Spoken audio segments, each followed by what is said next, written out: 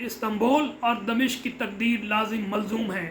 Baghdad, قاہرہ، صنعا کی تقدیر ہو یا اسلام آباد، کابل، طرابلس، تہران، مکہ و مدینہ، اور یقینی طور پہ غزہ اور القدس کی تقدیر ایک دوسرے سے جدا نہیں۔ مسلمان خواہ ترک ہوں، کرد ہوں، عرب ہوں، فارسی ہوں، سنی ہوں، شیعہ ہوں، علوی ہوں، افریقی ہوں، ایشیائی ہوں یا لاطینی امریکی ہوں، کسی بھی مذہب و مسلک سے تعلق رکھنے والے ہوں، مسلمانوں کے قبلہ کی طرح ان کی قسمت بھی ایک ہے۔ ہم میں سے ہر ایک کہتا ہے لا الہ الا اللہ محمد الرسول اللہ۔ جب بات ہمارے مشترکہ مقاصد اور مشترکہ مفادات کی ہو تو اختلافات کو ایک طرف رکھ کر متحد رہنا ہمارا فرض ہے۔ السلام علیکم میرے پاکستانیوں، آپ دیکھ رہے ہیں law and state with advocate Atiq Ur-Rahman Siddiqui.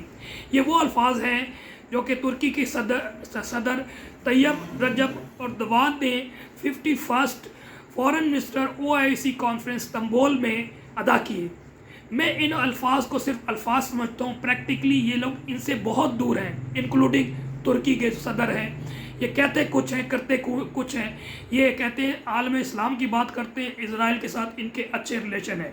مختصر یہ ہے کہ یہ بول بچن عوام کو دیتے ہیں، بہلاوے میں رکھتے ہیں، لیکن دراصل در پردہ یہ طاقتوروں کے ساتھ ملے ہوتے ہیں، کیونکہ انہوں نے اپنے اقتدار کو بھی دوام بخشنا ہوتا ہے، کیونکہ اگر ان کے خلاف وہ ریزسٹ کریں گے تو یہ ان کا بھی حال وہی ہوگا جو کہ امریکہ بہادر نے مختلف اسلامک کنٹریز کے ساتھ یا لاطینی امریکہ، ساؤتھ امریکن کنٹریز میں کرتا آیا ہے۔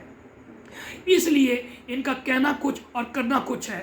یہ کہتے تو ہیں کہ جناب ہم عوام کے ساتھ کھڑے ہیں، ہم امت مسلمہ کے ساتھ کھڑے ہیں، لیکن اگر پریکٹیکلی دیکھا جائے تو یہ امریکہ اور اسرائیل کے آگے لیٹے ہوتے ہیں۔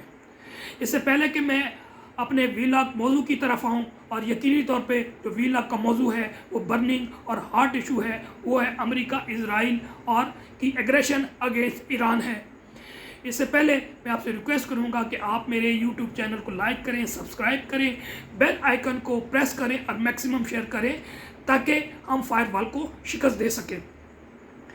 میں اس میں مزید نہیں جانا چاہتا، اتنا ضرور کہوں گا کہ یہ اسلامک کنٹریز جو ہیں یہ جمہوری نہیں ہیں۔ ہمارے 57 کنٹریز 99% جو ہے یا تو کنگشپ ہے یا آٹوکریٹ یعنی کہ مطلق العنان حکومتیں موجود ہیں، جہاں پر خاندان جو ہے رول کر رہے ہیں، فیملیز رول کر رہی ہیں، اور ان کا اقتدار ہے کہ ختم نہیں ہوتا، عوام کو ان کو اصل پاورز نہیں جاتی۔ تو یہ ویری انفارچونیٹ ہے۔ اب ایران کی جو لیٹسٹ سچویشن ہے، اسرائیل نے 13 جون پہ حملہ کیا، پھر ریٹیلیٹ کیا ایران نے، پھر اس طرح ان کی ٹگ آف وار چلی۔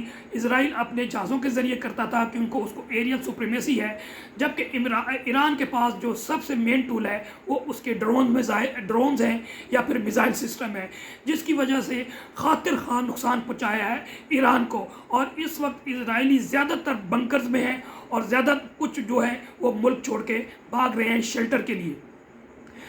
اب امریکہ نے جو لیٹسٹ ڈیولپمنٹ کی وہ 21-22 کی جون کی رات کو، مختصر بتا رہا ہوں کہ اٹیک کر دیا اپنے B-2 طیارے کے ذریعے، جو کہ پوری دنیا کے پاس نہیں ہے۔ اس کے اسپیکس کے ذکر کیا جائے یا کریکٹرز کا ذکر کیا جائے تو وہ بہت لمبا ہو جائے گا ویلاگ۔ یہ سب سے دنیا کا کاسٹلی جہاز ہے، جو کہ جس کی مالیت 4.5 سے 5 ارب ڈالر ہے، اور اس کا مینٹیننس، اس کا فیول، اس کا ٹریول کرنا بہت کاسٹلی ہے، اور امریکہ جیسا ملک کے پاس جو ہے موجود ہے، اس کے علاوہ نہیں ہے۔ اور اس کے پاس تمام وہ ٹیکنالوجی ہے جو کسی اور کے پاس نہیں ہے، ایون ایک اسٹیلتھ ٹیکنالوجی موجود ہے جس کو رڈار دیکھ ہی نہیں سکتا، نہ اسے پکڑ سکتا ہے، اس لیے وہ ایزیلی کہیں پر بھی اپنا اٹیک کر سکتا ہے، اور جو نیوکلیئر وار ہیڈ بھی لے جا سکتا ہے۔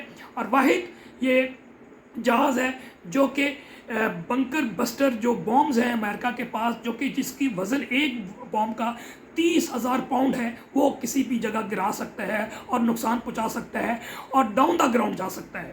بہرحال ہمارا ویلاگ یہ نہیں ہے کہ ہم اس پہ اسپیکس پہ جائیں گے، ہم فردر اپنے پوائنٹ پہ آتے ہیں۔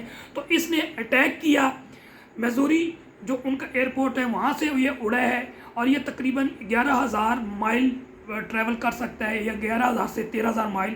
بہرحال پہلا ڈیسٹینیشن اس کا آسٹریلیا کے پاس جو گوام ہے، ان کے پاس سی پورٹ ہے، وہاں پر گیا، پھر وہاں سے اڑ کے جو ہے وہ پھر پیسیفک اوشن میں آ کے اپنے بحری بیڑے کے پاس اور پھر رات کو اڑا ہے۔ ایران کے 3 شہر کو نشانہ بنایا ہے جہاں پر ان کے نیوکلیئر انریچمنٹ ہو رہی ہے یا ان کے ریئیکٹرز موجود ہیں۔ اصفہان ہے، نتانز ہے، اس کے علاوہ فردو ہے۔ مختصر یہ کہ نہ صرف یہ جہاز اڑے بلکہ میزائل ٹوماہاک میزائل کے ذریعے بھی نشانہ بنایا، اور امریکہ نے یہ کہا کہ جناب ہم نے ان کے جتنے بھی نیوکلیئر ایسٹس تھے یا وار ہیڈز تھے یا ریئیکٹرز تھے وہ ختم کر دیے ہیں، ڈسٹروائے کر دیا ہے، اور ان کی جو کیپیبلٹی ہے نیوکلیئر وہ نیوٹرلائز کر دی ہے۔ اب یہ تو ان کا اسٹانس ہے، لیکن ابھی جو ایویڈنس کچھ گھنٹے کے بعد آ رہا ہے، کیونکہ IAEA جو ہے انٹرنیشنل اٹامک انرجی ایسوسیشن ہے، انہوں نے بھی کہا ہے کہ ابھی تک کچھ تابکاری کے جو ہے وہ شواہدات یا آبزرویشن نہیں آئی۔ اس طرح ایران نے بھی انکار کر دیا ہے کہ جناب ہمارے جو جوہری تنصیبات یا یورینیم انریچمنٹ ہے یا جو ہم نے کنزرویشن کی ہوئی ہے اس کو نقصان نہیں پہنچا۔ ایران کا جو موقف ہے وہ میں عرض کرتا چلوں گا۔ ایران کا موقف یہ ہے کہ دشمن خوش فہمی میں مبتلا ہے کہ اس نے ہمارے جوہری تنصیبات کو نقصان پہنچایا، لیکن ہم مارچ ہی میں اس کی سازشوں کو بھانپ چکے تھے۔ ہم نے بروقت تمام اسٹریٹجک مواد کو محفوظ مقام پر منتقل کر دیا ہے۔ یورینیم آج بھی ہمارے مکمل تحویل میں ہے، دشمن صرف دوہیں پر وار کر رہا ہے۔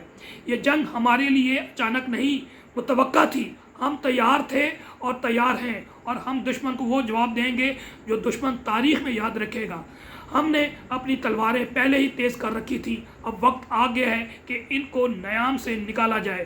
یہ انقلاب کی زمین ہے، یہاں پر ہر ضرب حساب کے ساتھ اور وار ایمان کے ساتھ لیا جائے گا۔ تو یہ ساری اپڈیٹس ہیں، اور ایران بالکل مصمم ہے کہ اس کو ریٹیلیٹ کرے گا، اور ایک غیر مصدقہ اطلاع کے مطابق آج رات کو ایران جو ہے سب سے بڑا حملہ اپنے ڈرونز اور میزائل کے ساتھ اسرائیل پہ کرنے جا رہا ہے۔ یہ خبر ہے، اور میں سمجھتا ہوں کہ اللہ کرے ایران کو اس ایفرٹس میں کامیابی ملے۔ اور ایک اور خبر یہ ہے کہ دنیا کے تمام ممالک انکلوڈنگ اسلامک سربراہ کانفرنس میں بھی امریکہ کے اس اٹیک پر مذمت کی گئی، یورپین یونین نے بھی کی، یونائٹڈ نیشن نے بھی کی، اور پاکستان کی طرف سے بھی ابھی کچھ گھنٹے پہلے 2 گھنٹے پہلے آفیشلی اس کی مذمت سامنے آ گئی ہے۔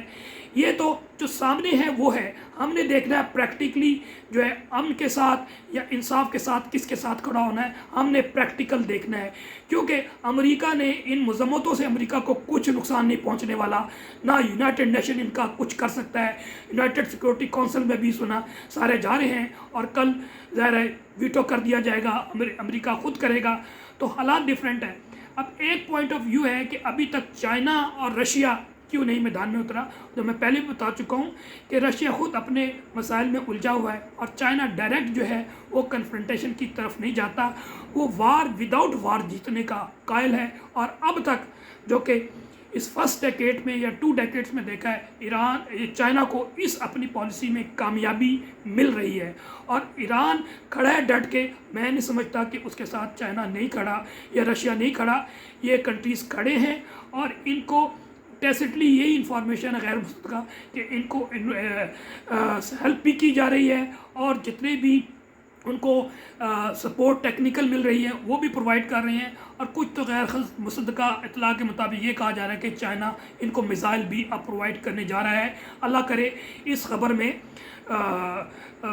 درست ہو یہ خبر، اور ایران چائنا جو ہے ان کو کم از کم وار ہیڈ یا ویپنز وغیرہ ان کو دیں تاکہ مقابلہ کر سکیں یہ جارے کا ایگریسر کا۔ تاریخ لکھے گی کہ جب امریکی صدر برادر اسلامی ملک ایران کے ایٹمی پروگرام پر حملے کی منصوبی بندی کر رہا تھا، تب تاریخ لکھے گی کہ جب امریکی صدر